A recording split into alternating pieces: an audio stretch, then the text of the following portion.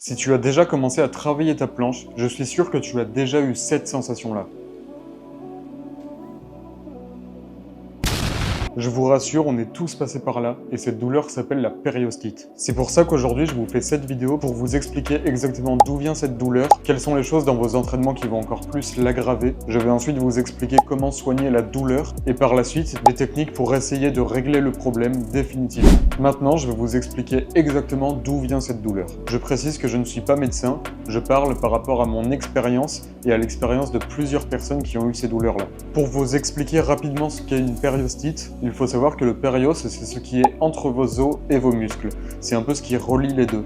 Ce qui fait que quand vous contractez très fort votre muscle, ça étire ce périos. Si vous contractez trop fort, ça va créer une irritation et c'est ça qui va faire la douleur qui est la périostite. Je vous rassure tout de suite en vous disant que cette douleur n'est pas très grave. Elle est simplement très dérangeante quand vous vous entraînez et donc forcément quand vous avez trop mal, vous vous entraînez moins et donc ça vous fait stagner. Ce que je veux dire surtout, c'est qu'à l'inverse d'une tendinite, ce n'est pas une douleur dangereuse qui peut vous blesser très gravement. Et surtout pas en street workout avec des efforts très courts. En général, vous reconnaissez cette douleur parce qu'elle est très particulière. Elle va souvent faire mal quand vous relâchez vos barres après un mouvement très intense. C'est pas une douleur qui dure très longtemps, mais c'est super inconfortable pendant environ 3 secondes après avoir relâché la tension. Dans certains cas, selon la gravité de la périostite, vous allez la ressentir pendant de plus en plus de secondes et parfois vous allez avoir une petite douleur même quand vous serez au repos. On va tout de suite voir les causes de cette douleur. La première cause la plus importante, c'est en général le surentraînement. Quand votre corps n'est pas encore adapté à l'intensité de la planche, forcément, vous risquez de vous faire mal. En réalité, je dis le surentraînement, même si j'appellerais plus ça le manque de repos ou la surintensité. Il va aussi y avoir le fait d'avoir beaucoup de tension dans les poignets, évidemment le manque de renforcement et le manque de mobilité. Ça arrive surtout sur la planche à partir de l'advanced tuck,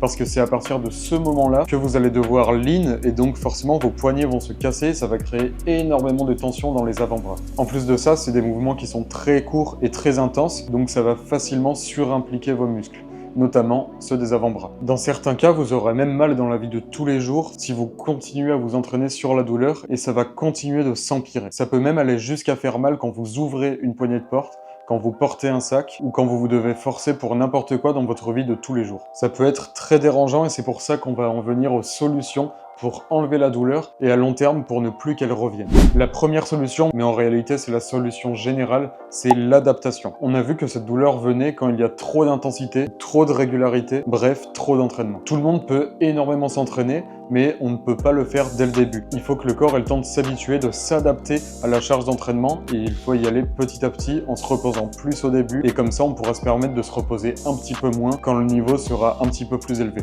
Bref, la première chose à faire si vous commencez à ressentir ces douleurs, c'est de baisser en premier l'intensité de vos entraînements et si ça ne marche toujours pas, il faudra baisser la régularité, donc en vous reposant plus. Pour soigner rapidement la douleur, il y a quelque chose qui est très efficace et qui a vraiment beaucoup marché sur moi, c'est le fait de mettre du froid. Je ne conseille pas de mettre des poches de glace sur vos avant-bras parce que ce sera trop localisé et en réalité la douleur elle est tout le long entre l'os et le muscle de l'avant-bras. Si vous avez mal, vous pouvez toucher ici et vous vous rendrez compte que la douleur est vraiment ici dans ce creux. Je conseille de faire couler de l'eau froide sur tout votre avant-bras, qui soit entièrement dedans. Et ça aide vraiment parce que c'est pas localisé, ça va vraiment prendre tout votre avant-bras et de toute façon c'est connu que le froid aide à enlever toutes les inflammations. Ce qui peut être efficace aussi pendant votre repos, c'est de faire de l'automassage.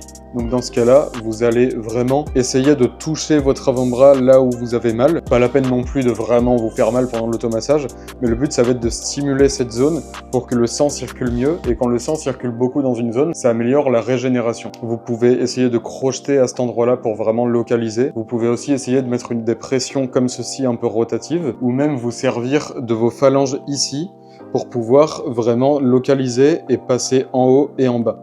Ça fait un petit peu mal, donc vraiment faut y aller doucement, et plus la douleur part, plus vous pourrez y aller profondément. Ensuite, je vous avais dit qu'il y a aussi le manque de mobilité qui peut jouer. Évidemment, si vos avant-bras sont trop raides, ça va participer au fait que la tension dans vos avant-bras sera d'autant plus grande. C'est pour ça que je vais vous montrer dès maintenant une série d'exercices d'étirement à faire. Pour cet exercice, n'hésitez pas à tourner l'intérieur du coude vers le haut pour pouvoir maximiser l'étirement. Pour le deuxième, c'est un petit peu plus difficile de ressentir l'étirement, mais tournez bien l'intérieur du coude vers le haut, comme c'était le cas pour le dernier exercice. Celui-là aussi va être pour l'intérieur de vos avant-bras. Faites attention à l'intensité avec celui-ci en vous mettant bien suppi, parce qu'il peut vraiment beaucoup tirer. Donc allez-y progressivement et surtout, arrêtez-vous avant que ça vous fasse trop mal. Pour le quatrième, c'est le même principe que sur le troisième, sauf que là, vous n'avez pas besoin de vous mettre non plus en position pompe. Comme pour le dernier, essayez de faire attention à l'intensité. Pour le dernier, c'est le plus efficace par rapport au périostite.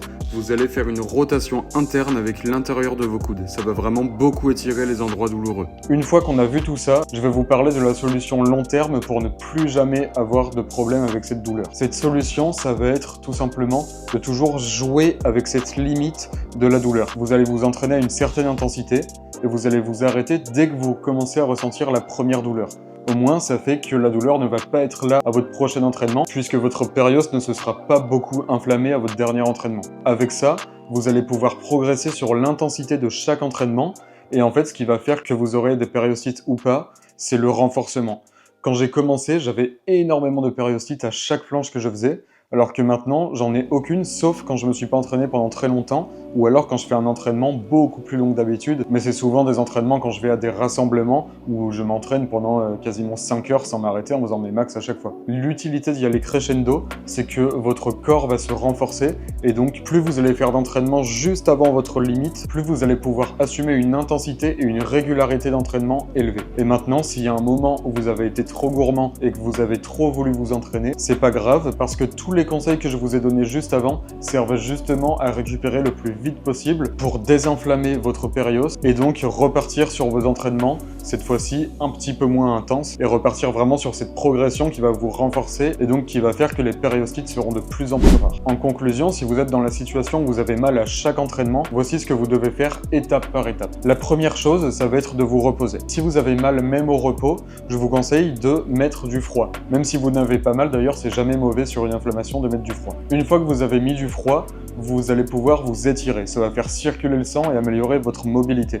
Attention au niveau de l'étirement, il ne faut pas le faire trop proche d'un moment où vous avez forcé.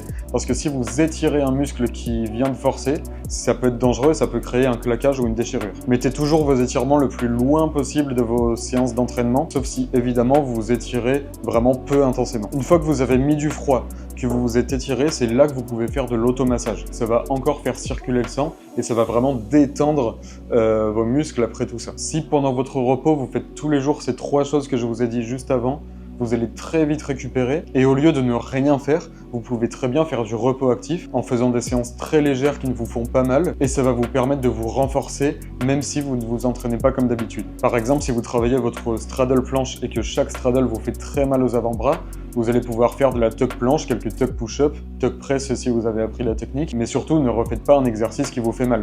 Si vous savez que vous avez mal à partir de la 3e straddle que vous faites, faites-en 2 pendant votre repos. De toute façon, vous n'allez pas vous faire mal, donc ça ne va pas aggraver, au contraire, ça va vous renforcer pour la suite. Voilà, c'était une vidéo assez courte, mais j'espère que ça vous a aidé parce qu'il n'y a pas assez de contenu sur ça sur YouTube, alors que c'est un problème qui doit toucher 80% des personnes qui font de la planche. Dites-moi en commentaire où vous en êtes au niveau de vos périostites, est-ce que vous en avez, est-ce que vous n'en avez jamais eu, et qu'est-ce que vous avez mis en place jusque-là pour réduire cette douleur. Ça aidera sûrement d'autres personnes qui liront vos commentaires. Allez me suivre sur Instagram parce que j'y partage pas mal de conseils et j'essaye d'être de plus en plus actif en ce moment. Et sur ce, entraînez-vous bien, ciao.